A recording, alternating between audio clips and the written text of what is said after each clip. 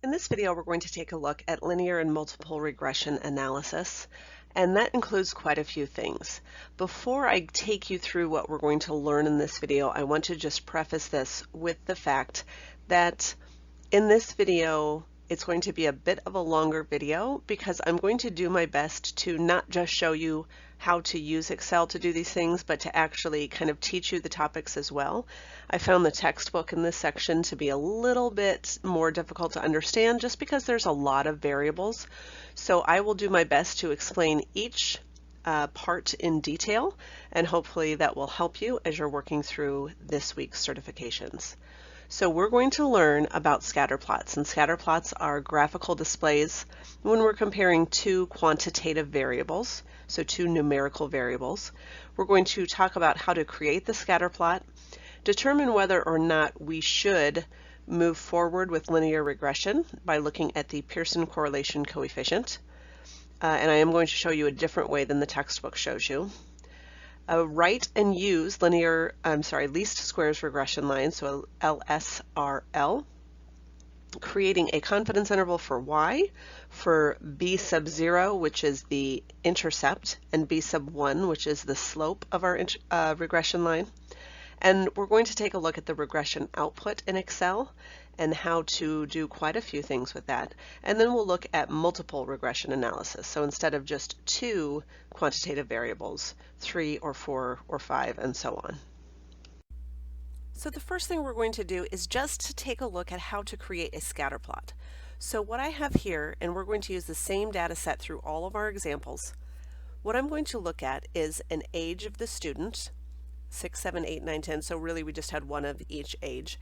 And then we're looking at the reading level, and the reading level of 1.3 means that this student is 3/10 or 0.3, 3/10 of the way through the first grade, or 2/10 of the way through the second grade reading level. Again, that's what this scale is on the right. So what I'm going to do first is talk about dependent and independent variables. So typically, we're going to create an x variable or we're going to use the variable for x that we feel might actually change or affect the other one. So it's more likely that age would be the determining factor in reading level as opposed to vice versa. So I wouldn't say, oh, you have a reading level of 4.3. That must mean you are whatever age. So typically we would look at the age and say that however old someone is would determine what their reading level is. So that's why I'm going to use x for age. And again, that's going to be what is called the independent variable. And then this next y value would then be the dependent variable. You might also see them called the explanatory variable and response variable. It's really just the same thing. Potato, potato, right? So we're going to take a look at the scatter plot. So all I'm going to do is just select both of those columns. And again, they're both numerical columns. And I'm going to go to Insert and Scatter Plot and click on this scatter plot. And so really that is my scatter plot. I can always add things, and I should. So here I might call this reading level by age. I would obviously want to include axis titles, both of them. And so this one would be the reading level, and this would be the age. And then there are a couple of other things that I want to add as well. And again, these are the things that I'm going to just display on the scatter plot, but I'm not going to explain them until we get a little bit further along. So other things that I would want to include is to, and again, just to get to that menu, in case I went too fast, I just double clicked on that display so that I'm in the chart design menu. And I'm going to go to Add Chart Element and Trend Line. And we're studying linear regression, so I'm going to choose linear, and that just means that I'm trying to see how well my points fit a straight line, so linear.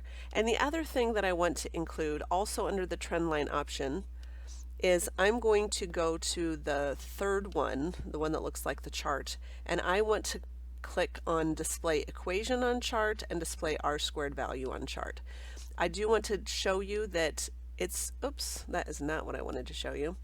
What I did want to show you is that you can move that box around. So if you're having trouble reading that, you can move it around. You can also bold them or whatever you need to do to make sure that those are visible. So again, we don't know what that equation means yet, and we don't know what r squared means yet, but we will.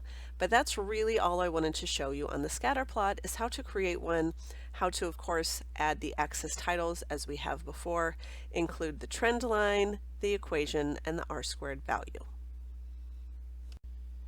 Now that we know how to create a scatter plot, and again, what we're looking at is a very strong correlation of the scatter plot. And the reason I can say that is, do you notice how closely these points that I've plotted fall to this least squared regression line? And again, you might be saying, we don't know what a least squared regression line is, and that is true. We're going to learn all about it. But this is essentially the line of best fit. So it best fits our data. And the reason it's so strong is, again, because these points, some of them fall directly on that line and the rest of them are very, very close. So that is going to tell me that this is a strong relationship. But it gets a little dicey when we talk about how strong a relationship is, which is why we need, of course, a numerical value. So that's what we're going to talk about now. What I'm going to do is look at something called the Pearson correlation coefficient, which is R. It's actually rho if you're talking about for the population, but of course we're going to be finding it for our sample, and so we're finding R. Again, Pearson correlation coefficient. What I'm going to do is use Excel to determine that. So I'm just going to, you can either use Pearson, as you can see that is one of my options here, or you can actually also use Correl, which is short for correlation, and they're going to give you the exact same number. And for this, I'm just going to choose my two quantitative variable columns. And that gives me an R value of 0.988892. And what I'm looking for there is how close is that to 1 or to -1?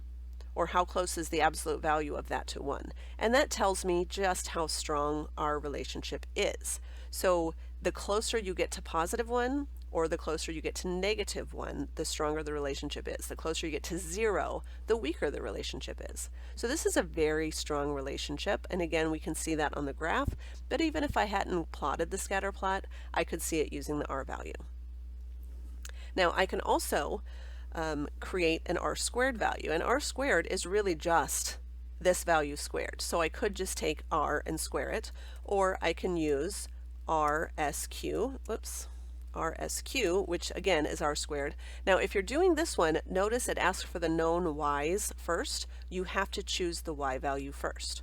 So y value, x value. And again, I would get the same exact thing if I took this value and then I took it to the second power. Now we're going to go ahead and calculate n, and n is just the count, and the count is the number of pairs, so make sure you don't select both columns there. I'm just going to count up one column because that would account for the number of pairs as well. So there's 10 pairs.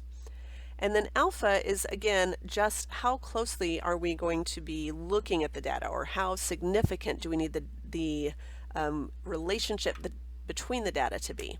And so we're going to use 0.05, so that would be a value that's given to you in a question.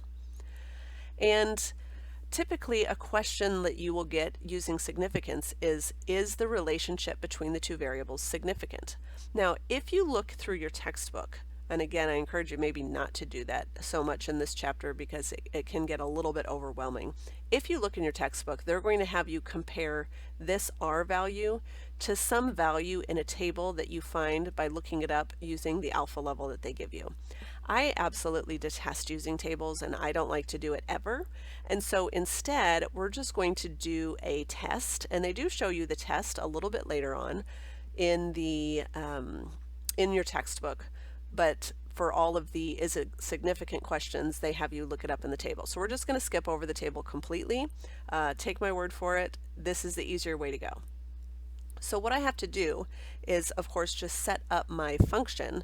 And I say it's the easier way to go because I just keep using the same spreadsheet over and over, so I don't have to keep creating these columns. I'm hoping that you're doing the same. The degrees of freedom for a question like this is going to be n minus 2, so in this case 10 minus 2. And again, notice I'm putting in n minus 2, e4 minus 2, instead of just plugging in 8, because again, next time I do a question, I can just replace these columns and all of these will update. The t-score is this formula right here, and this is from your textbook as well.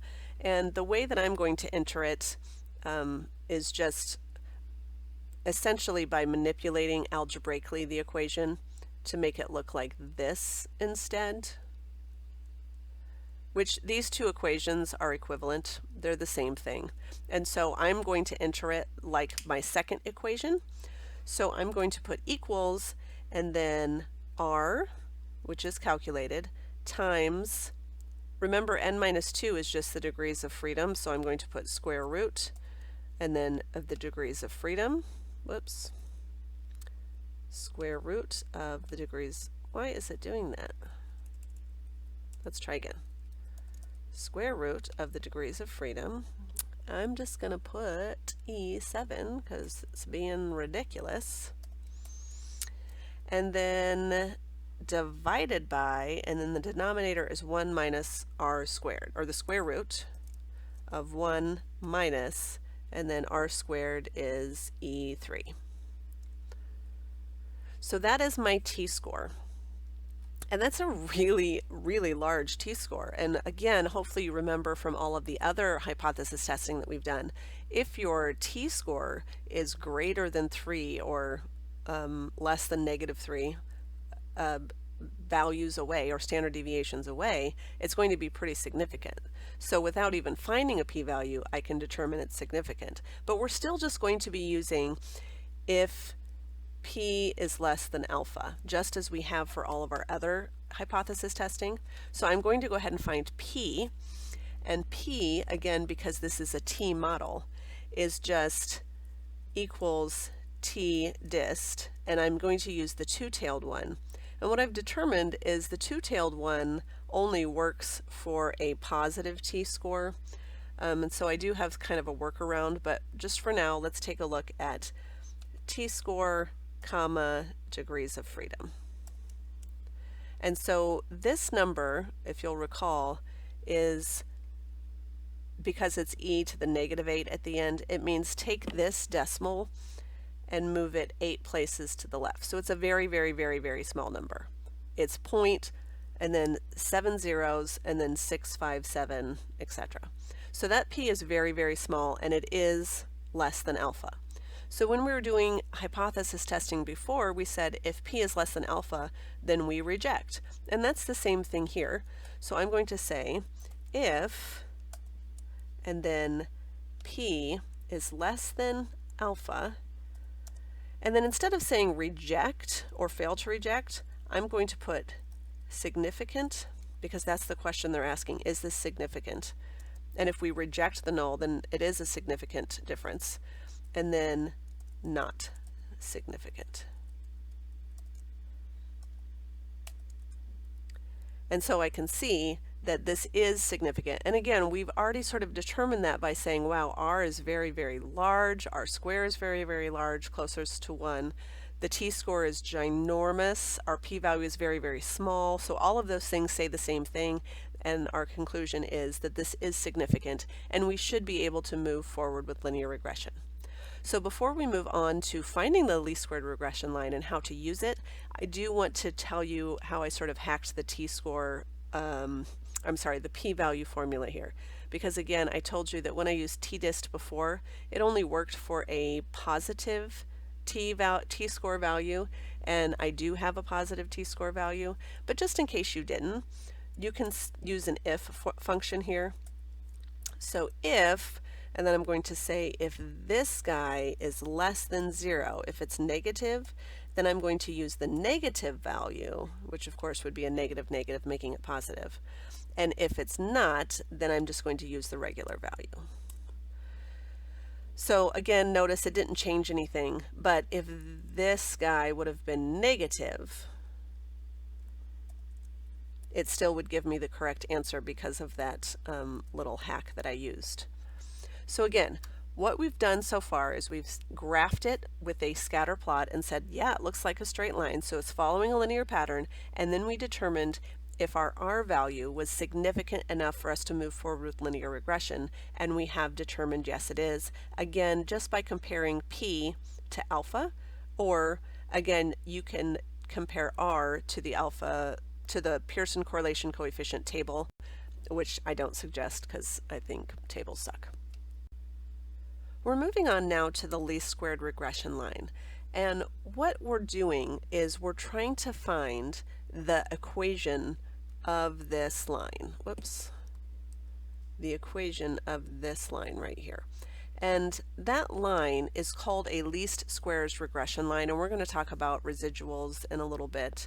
But essentially what it does is it takes the distance between the line and the actual data value, and it makes the distances, the sum of the squares of the distances, as little as possible. So we have to use technology for this, because if we just tried to eyeball it, it would be a regression line, but it might not be the best one. And so using technology makes it the best one, because the computer can just magically say, this is the one that reduces the residuals, the distances. It's making the distances, because of course I could make a line right here. I haven't hit any of the lines, and so we can see that my residuals, the distance between the real value and my line would be a lot.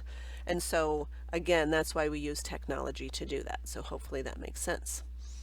So now let's take a look at where this equation came from. So this equation is just a slope and an intercept, just as we are used to in the y equals mx plus b formula, which is just the slope-intercept form of a line. And so what I'm doing is I'm finding the slope, which is always the one that is multiplied by x, and I'm finding the intercept, and I have to include whatever that sign is, if it's positive or negative. So I already know that that's the correct formula, but I'm going to use some functions in Excel to come up with that slope and intercept as well. And I do want you to notice that the intercept is b sub 0 and slope is b sub 1. So the intercept, I'm just going to use intercept. That's nice, right? And again, notice it's asking for y's first, then x's. So y's, comma, x's. And you may have noticed that I didn't change anything here. I just kept this. I would suggest that you do this, and we're going to keep building it out as we move forward, because I have done the certifications for this unit or this chapter, and they went so much faster for me because all I had to do was change the data here, and as long as I had all of these functions correct, it just updated each time I changed these data values. So again, slope, I'm going to use slope, and then known y's, comma, known x's. And if you'll notice, the negative 3.810909 does reflect what is shown in the equation here, and the slope 0.864848 is the same as the slope from our function there. So before we talk about the predicted value, because that's the next thing that we're going to do, is to look at how to use that equation to predict, I want to talk about what each of these things does, in case algebra maybe isn't your strong suit. This equation, I'm going to get rid of my markings so we can point at them a little bit. Let's just zoom in. This equation says when x is 0, this is going to be my output, which is my b sub 1. So this guy is b sub 0. And I'm taking you through this because they're going to ask you this in your certification, so that's why. So if the x value is 0, then b1, or my slope, is going to be my output. And the other thing that you need to understand is exactly how the equation works. So again, if x is 0, let's look at my graph. And my graph obviously doesn't go down to that level, but it's saying if I kept going, that this intercept would be negative 3.8109. So it would be 0, comma, negative 3.8109. That's what this number means. The other number tells me the slope, which means to get from one point to the next, I would move up 0.8648 units for every 1 unit I moved over. That's what a slope does. So basically put that over 1. So for every 1 increase in age, I expect the reading level to go up by 0.8648. That's what that means. So again, hopefully all of that makes sense. So now let's talk about how we can use the equation to predict. So let's say I had a student or a child who was 10. Now, we're not going to go over here and say, oh, if it's 10, the reading level is 4.9, because we want something that's just one 10-year-old that had a reading level of 4.9. I want to know, based on this data, based on the model that I've created, if I plug in 10 into this equation, what do I expect to happen for my y value? So if I have a 10-year-old, what is my expected reading level for that 10-year-old? And again, if I were doing this by hand, it would look like this. Y hat, and y hat is just, hat means it's predicted. So I wrote predicted y, but you might see it called y hat other places. I would be taking 0.8648 times x. X is going to be the 10, the age of 10, and then I would add, or subtract in this case because it's negative, 3.81091.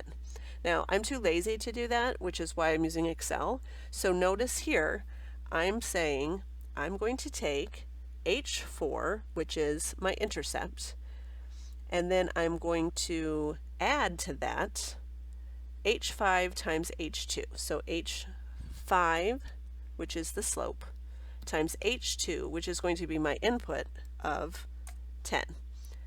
And so based on my model, again, this is real data, the 10-year-old had a reading level of 4.9. Based on my model, I expect a 10-year-old to have a reading level of 4.8.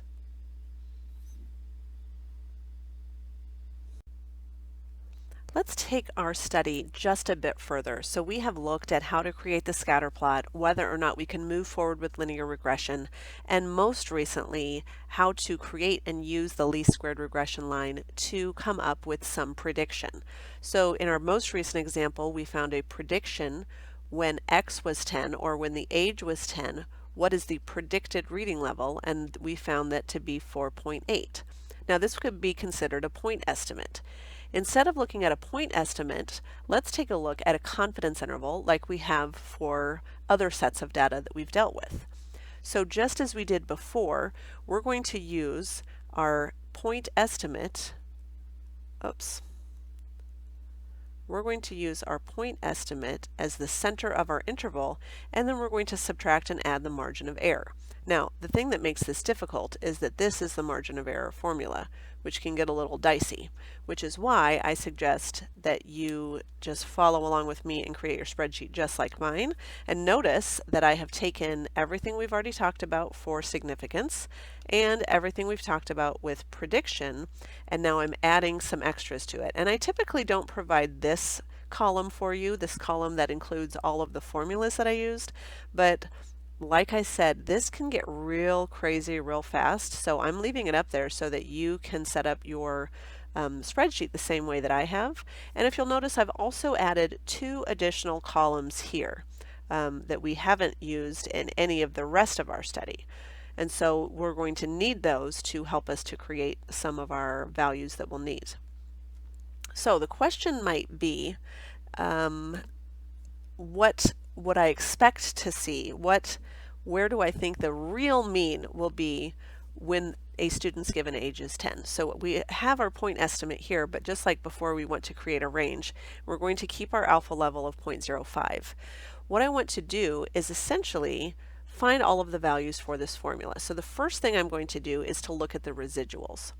Now, we've talked a little bit about residuals already, but let's just zoom in for a minute and take a look at our graph like before.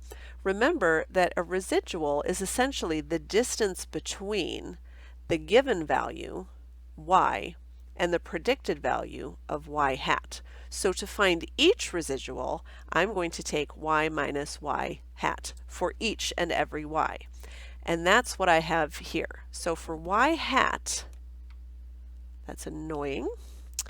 For y hat, I'm just going to do exactly what I did for predicted y here. I'm going to use the least squared regression line formula that says take the intercept and then add to that the slope times the x value. And the x value is going to be anything in my A column. Now, I'm a big fan of being able to copy and paste anything I can, but I want you to see what happens when I try to copy and paste. I get some serious errors.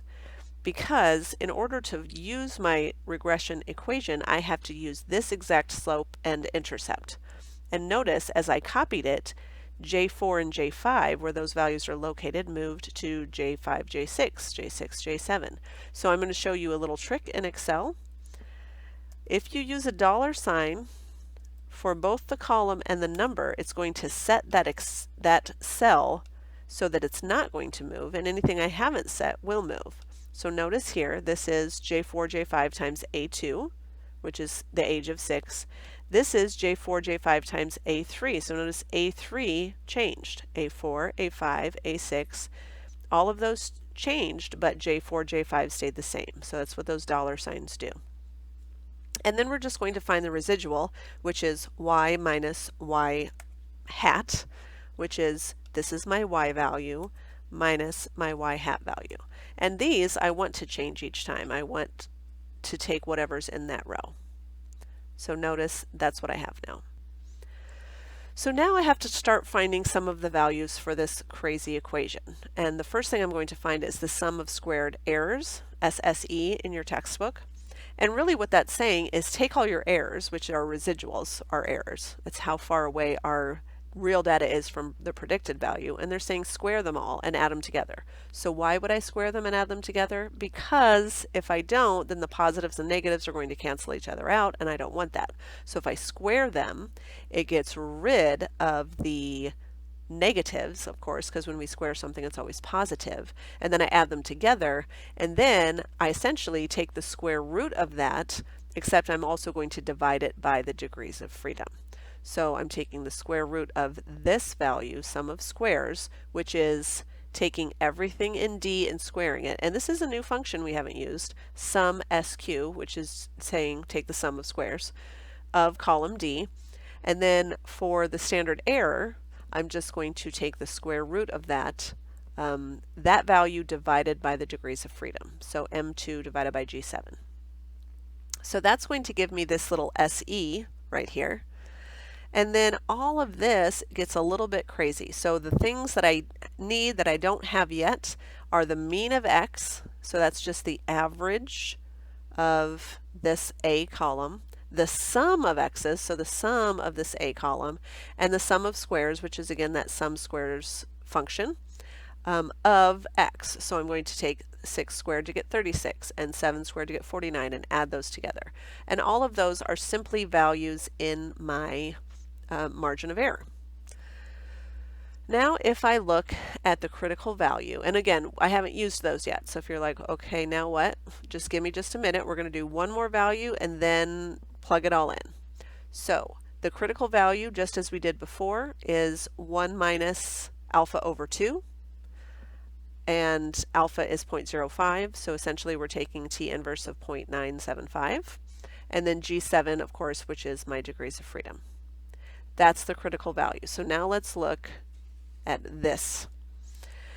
The margin of error formula is this formula. So that corresponds to this craziness that I have written.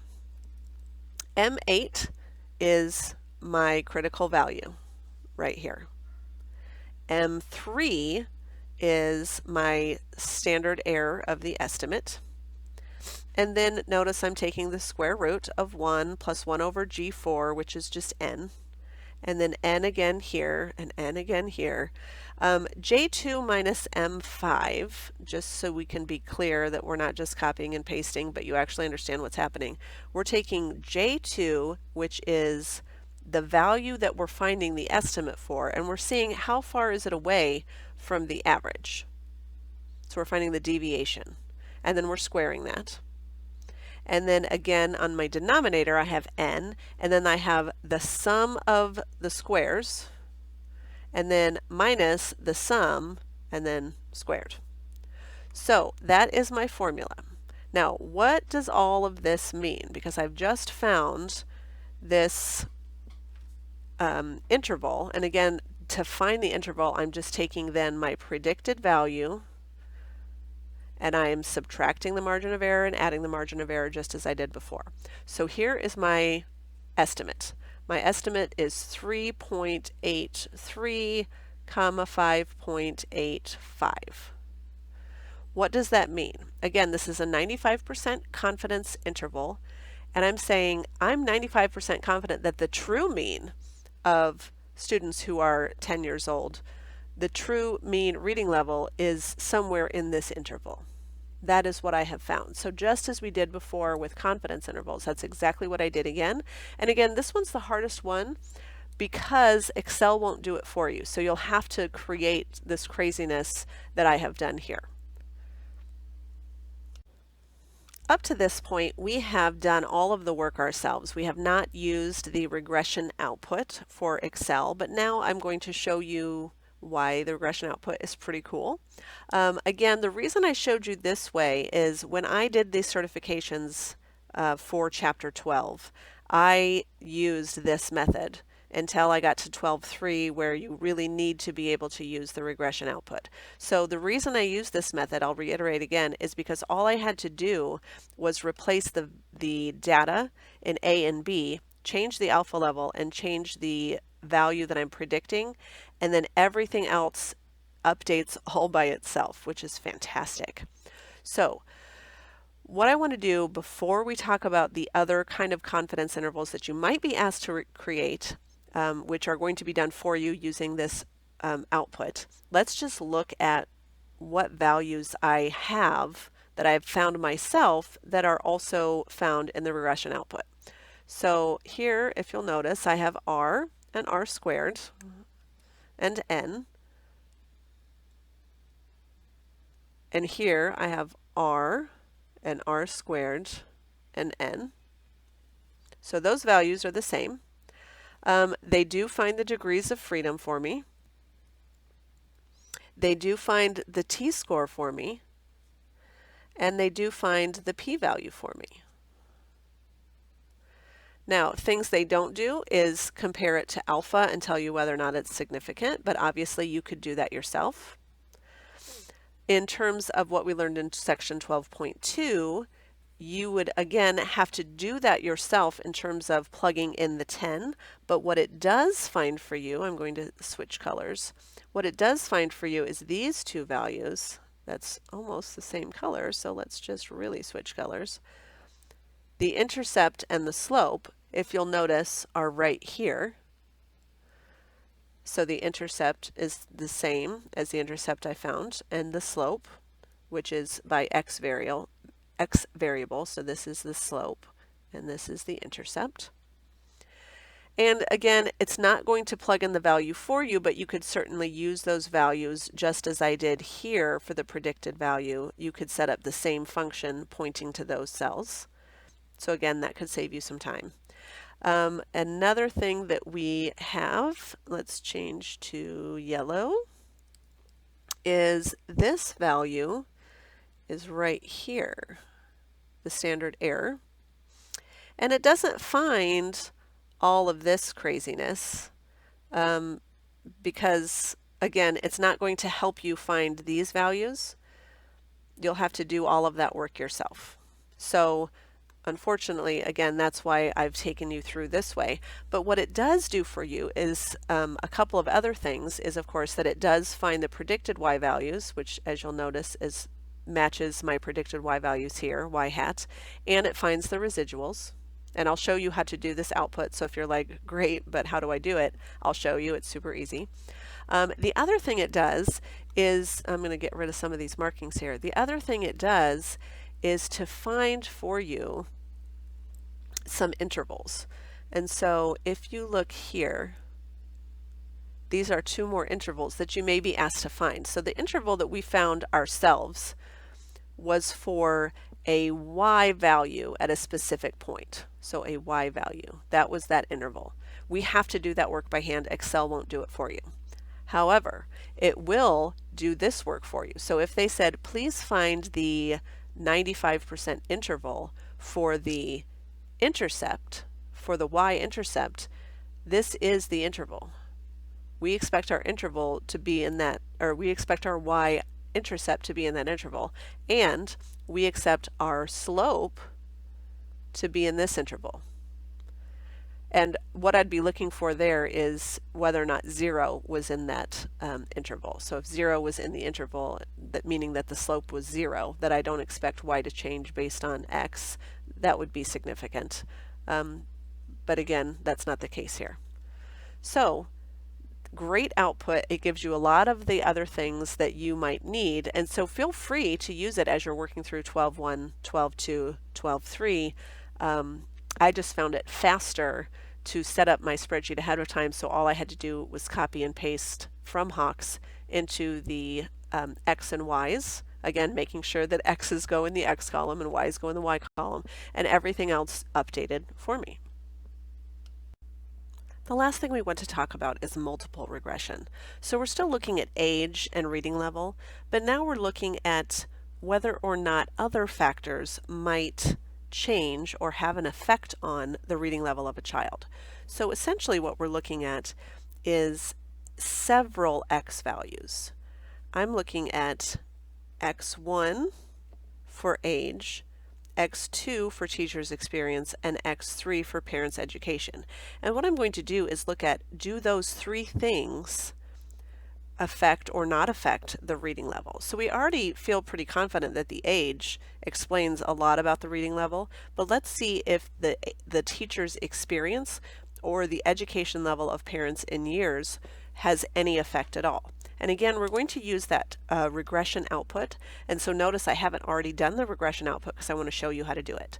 So I'm going to go to Data and Data Analysis. And again, if you don't have Data Analysis, you need to go into File and Options and Add-ins and Analysis Toolpack, Excel Add-ins, and click Go, and then make sure Analysis Toolpack is checked.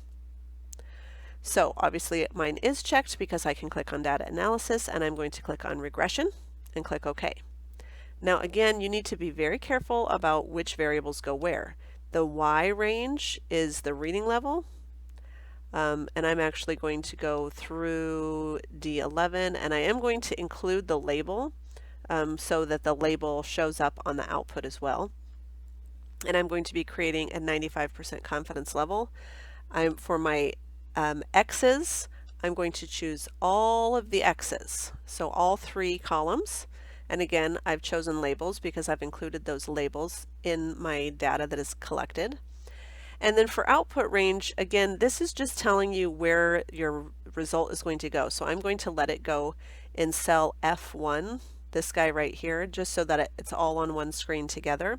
And I don't need to click residuals, but that's the one that I clicked last time to show you the residuals.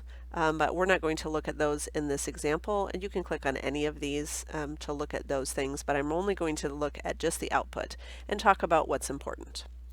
So as you can see, it's very similar to the output that we had before for just 1, but there are a few differences because obviously we have more than one X variable. So here are the things that we would want to look at.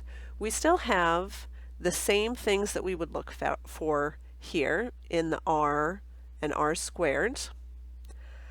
But what we would look for in terms of creating the equation, or whether or not those variables had any effect on reading level, is really where I want to focus our time.